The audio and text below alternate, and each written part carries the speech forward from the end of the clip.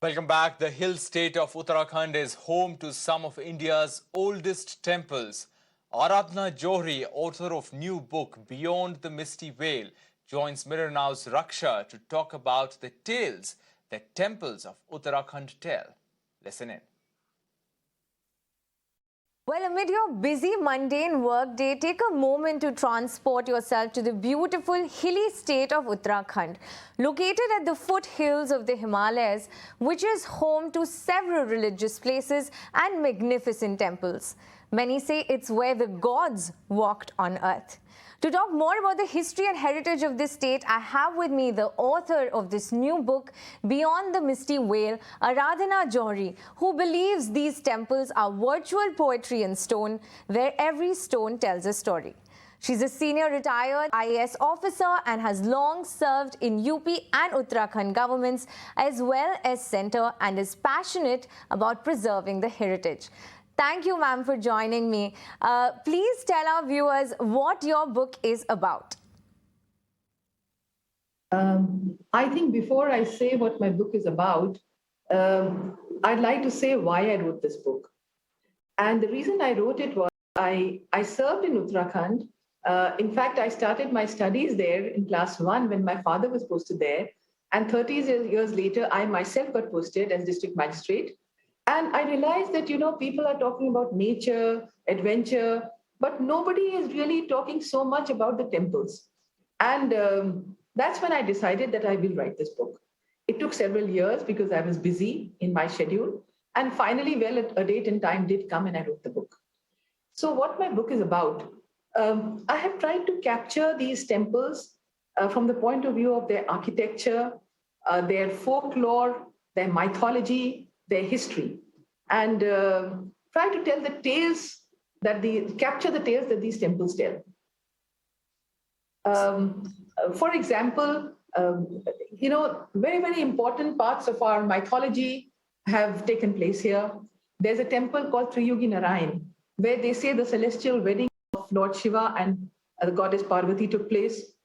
There is this Vyas Gufa and Ganesh Gufa, where the Mahabharata was written. There is a place called Dodital, where Lord Ganesha was born.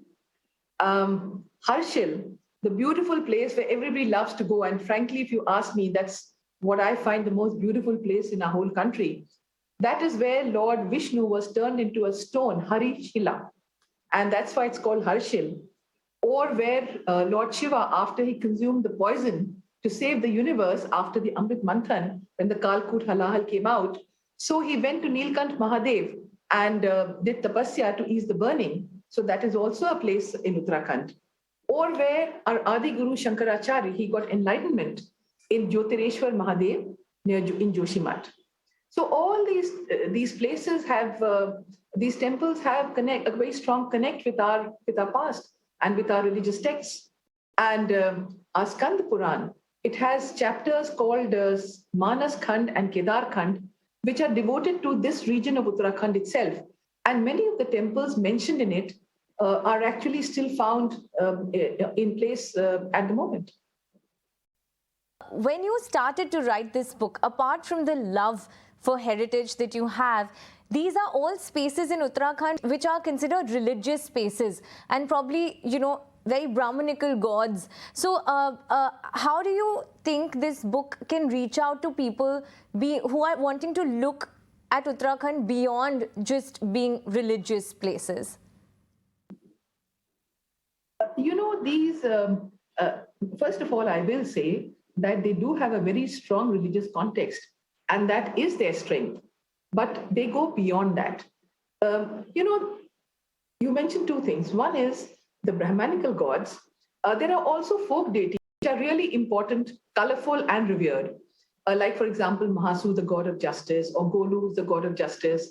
Then Ghandakaran, who's a Pishach, but then who became the Dwarpal of Badrinath because of his devotion to Lord Vishnu. And but apart from that, it's also, it's such a beautiful journey for me.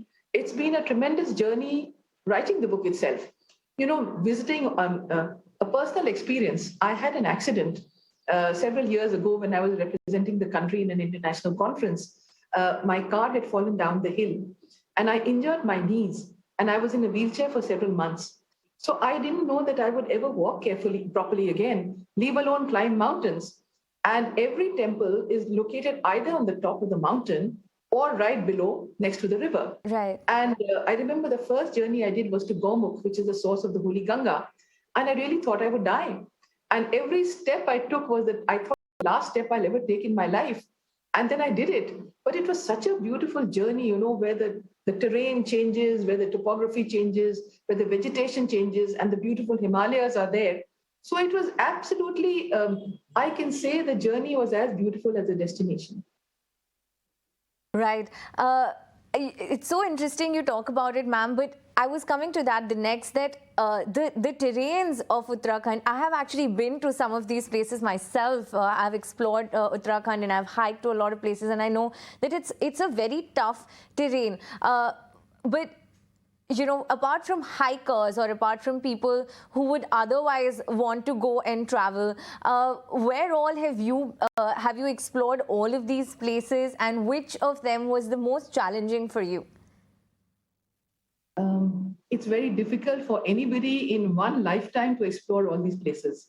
So I also have not been able to do it, but I'm fortunate to be able to cover quite a bit. When I started writing this book, I was member in the Central Administrative Tribunal in Delhi. And every vacation I got, I would head to Uttarakhand, take a couple of days of leave, and do all these various temples.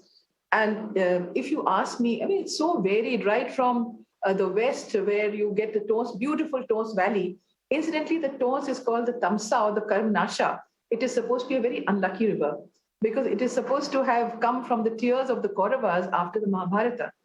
But right from there, then you come to the Yamuna Valley, the Ganga Valley, then you go further east, and you have all those beautiful Himalayas, the Chokhamba, the Nilkant, and all these beautiful peaks, Nanda Devi, of course.